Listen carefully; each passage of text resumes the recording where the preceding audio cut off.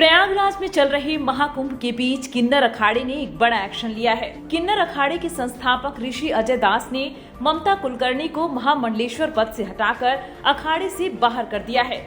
इसके साथ ही लक्ष्मी नारायण त्रिपाठी को आचार्य महामंडलेश्वर पद और अखाड़े से बाहर किया गया है। किन्नर अखाड़े को जल्द नया आचार्य महामंडलेश्वर मिलेगा। ऋषि अजय दास ने कहा कि नए सिरे से अखाड़े का पुनर्गठन किया जाएगा। पूर्व अभिनेत्री ममता कुलकर्णी ने कुछ दिन पहले ही प्रयागराज में आयोजित महाकुंभ में संन्यास का ऐलान किया था। ममता ने महाकुंभ के दौरान किन्नर अखाड़े में आचार्य महामंडलेश्वर डॉक्टर लक्ष्मी नारायण त्रिपाठी से मुलाकात की थी।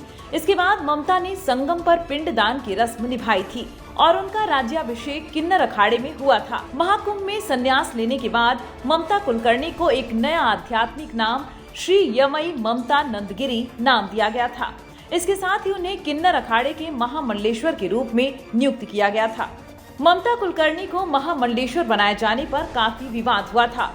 संत ममता कुलकर्णी को महामंडलेश्वर बनाए जाने पर लगातार विरोध जता रहे थे। बाबा रामदेव ने भी ममता को महामंडलेश्वर बनाए जाने के फैसले पर सवाल उठाए थे। उन्होंने कहा था कि कुछ लोग जो कल तक सांसारिक सुखों में शामिल थे, एक ही दिन में संत बन गए। यह महामंडलेश्वर जैसी उपाधि मिल गई है। किन्नर अखाड़े के संस्थापक अजय दास ने भी कहा था कि स्त्री को किन्नर अखाड़े का महामंडलेश्वर बनाना सिद्धांतों के खिलाफ है। समाचार एजेंसी IANS को दिए इंटरव्यू में ममता कुलकर्णी ने कहा था कि मेरे भारत छोड़ने का कारण आध्यात्म था। 1996 में मेरा झुकाव आध्यात्म की ओर हुआ और उसी दौरान मेरी मुलाकात गुरु गगनगिरी महाराज से हुई।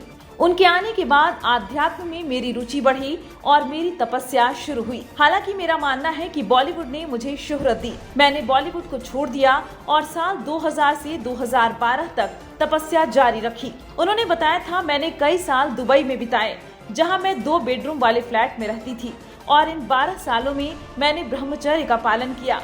ममता की आखिरी रिलीज फिल्म साल 2002 में आई कभी तुम कभी हम थी। इसके बाद उन्होंने मनोरंजन जगत को छोड़ दिया था।